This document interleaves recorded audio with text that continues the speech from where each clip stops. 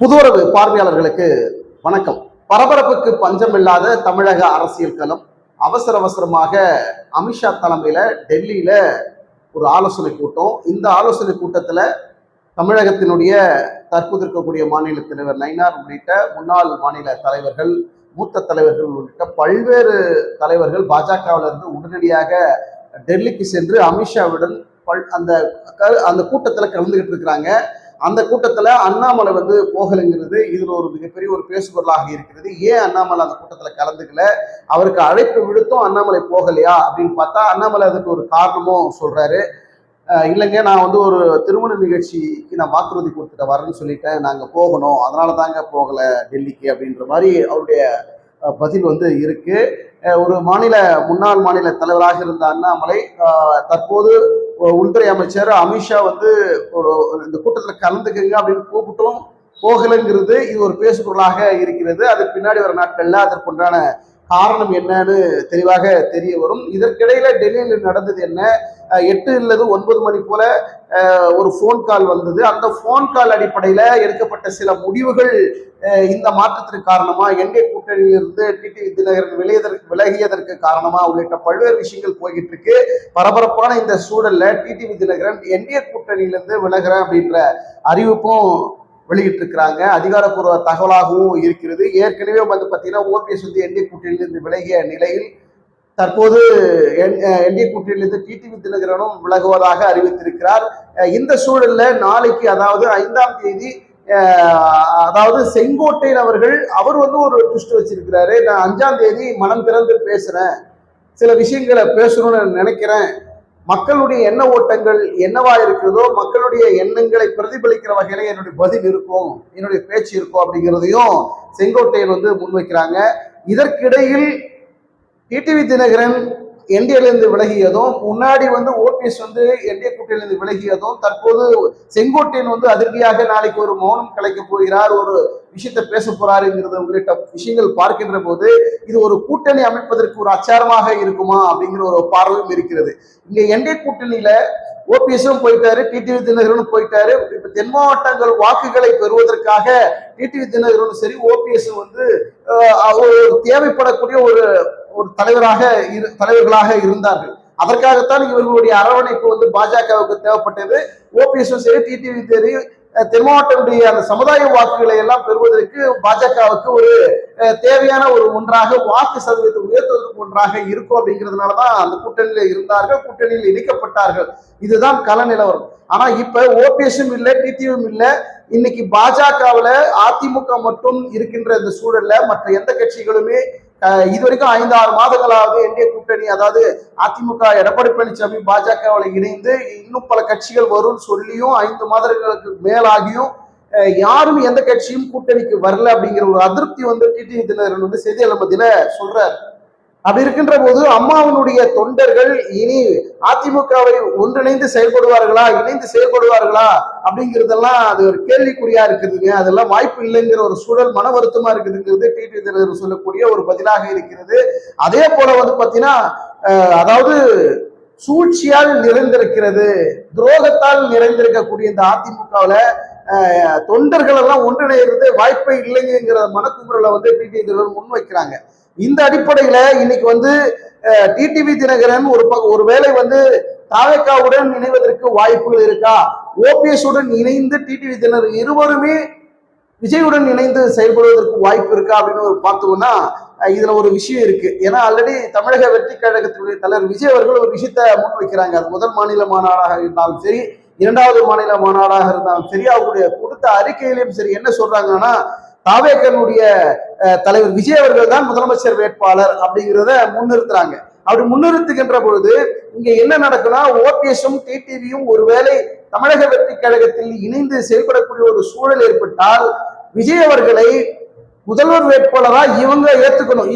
இதுல எந்த சுணக்கமோ எந்த வருத்தமும் இல்லாமல் டிடிவி தினகரனோ ஓபிஎஸ் விஜய் அவர்களுடைய முதல்வர் வேட்பாளரை நிறுத்திருக்காங்க இல்லையா, முதல்வர் வேட்பாளர் அறிவித்திருக்கிறாங்க. அந்த விஷயத்தை இவங்க 2 பேரும் ஏற்றுக்கொண்டு தாவேக்காவில் இணைவார்களா அப்படிங்கிறது ஒரு பார்வை இருக்கு. ஏன்னா ஏற்கனவே முன்னாள் முதலமைச்சர் ஜெயலலிதா இருந்த காலகட்டத்துல 3-4 முறை ஓ பன்னீர்செல்வம் அவர்கள் முதலமைச்சராக இருந்திருக்கக்கூடிய ஒரு அந்த அனுபவம் இருக்கிறது. அது உயர் பதவி அடைந்த ஓ பன்னீர்செல்வம் அவர்கள் இந்த சூழல்ல தமிழக வெற்றி கழகத்தினுடைய தலைவர் விஜய் அவர்களுடைய முதல்வர் வேட்பாளர் அப்படிங்கிற ஒரு அறிவிப்பு வந்த பிறகும் ஓபிஎஸ் வந்து அதை ஏற்றுக்கொண்டு எந்த ஒரு மனக்கசப்பும் இல்லாமல் எந்த ஒரு எதிர்பார்ப்பும் இல்லாமல் தாவேக்காவில் இணைவாரா? அதே போல டிடிவி ஒரு கட்சியினுடைய தலைவராக இருக்கிறார். அமமுகங்கிற கட்சி உருவாக்கி இன்னைக்கு மக்கள் மத்தியில ஒரு இடத்தை அடைந்திருக்கக்கூடிய அவரும் விஜய் அவர்கள் முதல்வர் வேட்பாளர்ங்கிற விஷயத்தை ஏற்றுக்கொண்டு இருவரும் தாவேக்காவில் இணைவதற்கு வாய்ப்புகள் இருக்குமா அப்படிங்கிறது தெரியல.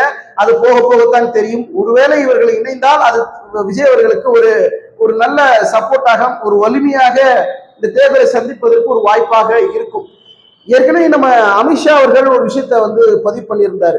அதாவது பாஜகவுக்கு 18% வாக்கு சதவீதம் இருக்கு, அதிமுகவுக்கு 21% வாக்குகள் இருக்கு, மொத்தம் பாத்தீங்கன்னா 39-40% வாக்குகள் இருக்கு. இது எங்களுக்கு வெற்றி பெறுவதற்கு போதுமான வாக்கு சதவீதம் எங்க கிட்ட இருக்கு. இன்னும் சில கட்சிகள் எங்களோடு இணைந்து வருகின்ற போது, கூட்டணிக்கு இணைகின்ற போது 2026 சட்டமன்ற தேர்தலில் என்டிஏ கூட்டணி அமோகமாக வெற்றி பெறும் அப்படின்னு அமித்ஷா சொன்னாரு.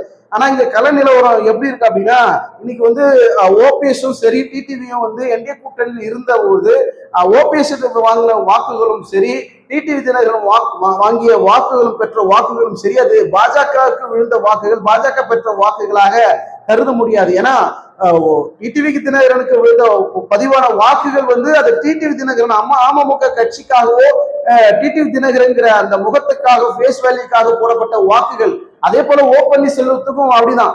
ஓ பன்னீர்செல்வத்தை ஆதரிக்கிற, அவரை கொள்கின்ற தொண்டர்கள் பதிவு செய்த வாக்குகள். அப்படி இருக்கின்ற போது ஓபிஎஸ்க்கு பதிவான வாக்குகளும் டிடிவி தினகரனுக்கு பதிவான வாக்குகளும் எப்படி அது பாஜகவுக்கு வந்த வாக்குகள் எப்படி எடுத்துக்க முடியும் அப்படின்னு பார்க்கிற போது பாஜகவுக்கு ஒரு 5-6% வாக்குகள் தான் தமிழ்நாட்டில் இருக்குதுங்கிற ஒரு நிலை தான் இருக்கு. ஆனா அத்தனை கட்சிகளும் அத்தனை தலைவர்களும் பாஜகவில் இருந்த போது வாங்கிய வாக்குகள் 10-15, 16, 17, 18 போயிருக்குன்னு சொல்லலாமே தவிர, இந்த தலைவர்களும் ஓபிஎஸ் டிடிவும் வெளியேறின பிறகு இப்ப பாஜகவுடைய வாக்கு சதவீதம் எப்படி இருக்கும் அப்படிங்கிறது நீங்களே யோசித்து பாருங்கள். அப்படி இருக்கிற போது தமிழகத்துல பொறுத்த வரைக்கும் பாஜகவுக்கு வாக்கு வங்கிகள் என்பது பெரிய அளவுல இல்ல, அது உயரவும் இல்லை. உயர்ந்ததாக சொல்றோம், எப்ப சொன்னோம்? பாஜகவுடைய முன்னாள் மாநில தலைவராக இருந்த அண்ணாமலை அவருடைய எழுச்சி மிகுந்த பயணம் பல மக்கள் மத்தியில சந்தித்து ஒரு இளைஞர்கள் மத்தியில ஒரு ஈர்ப்பை ஏற்படுத்தி தொண்டர்களை பலப்படுத்தி ஒரு மிகப்பெரிய ஒரு இடத்துக்கு கொண்டு வருவதற்காக மிகப்பெரிய கடினமாக உழைத்த அண்ணாமலை அது பிற்காலத்துல இன்னைக்கு 2026 சட்டமன்ற தேர்தல் வரைக்கும் அண்ணாமலை மாநில தலைவராக இருந்திருந்தால் ஒருவேளை வாக்கு சதவீதம் பாஜகவுக்கு உயர்ந்திருக்கக்கூடிய வாய்ப்புகள் இருக்கு. ஆனா இன்னைக்கு அது தலைக்கீழாக மாறி இருக்கு. ஓபிஎஸ் ஏற்கனவே பாஜக கூட்டணியில அவருடைய ஆதரவை தெரிவித்திருந்தார். பல வருடங்களாக ஓபிஎஸ் பாஜகவுல மோடி அவர்களும் அமித்ஷா அவர்களுடைய ஆதரவை பெற்று தொடர்ந்து பயணம் பண்ணிக்கிட்டே இருந்தாரு. ஆனா எந்த விதமா பலனும் ஓபிஎஸ்க்கு இல்லை. நம்மளை நிராகரிக்கிறார்கள், நம்மளை ஒதுக்குகிறார்கள், நமக்கு எந்த விதமான அங்கீகாரமும் இல்லை அப்படிங்கிற ஒரு எண்ணம் ஏற்பட்ட பிறகு ஓபிஎஸ் அவர் மனம் திறந்து அவருடைய புரிதலை முன்வைத்து அவர் வெளியேறக்கூடிய ஒரு சூழல் ஏற்பட்டது. இன்னைக்கு அதே போலதான் டிடிவி தினகரனும் கட்சியில அதாவது அவர் சொல்றது நேரடியாக எடப்பாடி பழனிசாமி தான் சொல்றாரு. துரோகத்தால் சூழ்ந்த கட்சியாக இருக்கிறது, துரோகத்தால் சூழ்ந்த ஒரு நிலைமை அங்க இருக்கின்ற போது அம்மானுடைய தொண்டர்கள் ஒருபோதும் ஒன்றிணைவதற்கு வாய்ப்புகள் இல்லைங்க. இது ரொம்ப கஷ்டமான சூழலுங்க. இன்னைக்கு அது அங்க ஒன்றிணைகிறது அதிமுக மேலும் மேலும் வலுப்பெறுறதெல்லாம் ஆகாத காரியங்க அப்படின்னு டிடிவி தினகரன் மனம் குமுறலை முன்வைத்திருக்கிறார். இப்படிப்பட்ட ஒரு சூழல்ல என்டிஏ கூட்டணியில இன்னும் எந்த கட்சிகளும் கூட்டணிக்குள் வராத ஒரு சூழல்ல இன்னைக்கு ஓபிஎஸ் வெளியே போயிட்டாரு, டிடிவி தினகரன் வெளியே போயிட்டாரு. இன்னைக்கு அதிமுக அதாவது அதிமுக என்டிஏ கூட்டணி எடப்பாடி பழனிசாமி கூட இருக்கிறாரு. அந்த இடத்துலயுமே இன்னைக்கு செங்கோட்டை நாளைக்கு ஒரு அதிரடி அறிவிப்பை அறிவிக்க போகிறாரா? நானும் விலகிறேன், அதிமுக வெளியேறேன், நான் திமுக போய் இணைய போறேன், இல்ல தாவேக்காவோட இணைய போறேன் அப்படின்னு ஏதாவது அதிரடியான அறிவிப்பை நாளைக்கு கொடுக்க போறாரா அப்படிங்கிற ஒரு மிகப்பெரிய ஒரு பரபரப்பு எதிர்பார்ப்பும் ஏற்படுத்தியிருக்கு. டிடிவி தினகரன் ஒருவேளை தனியாக, அதாவது ஓபிஎஸ், டிடிவி, சசிகலா, ஒருவேளை செங்கோட்டையன் வெளிவந்த இவர்கள் எல்லாம் ஒன்றிணைந்து ஒரு கூட்டணியாக உருவாகி களத்துல இறங்க போகிறார்களா?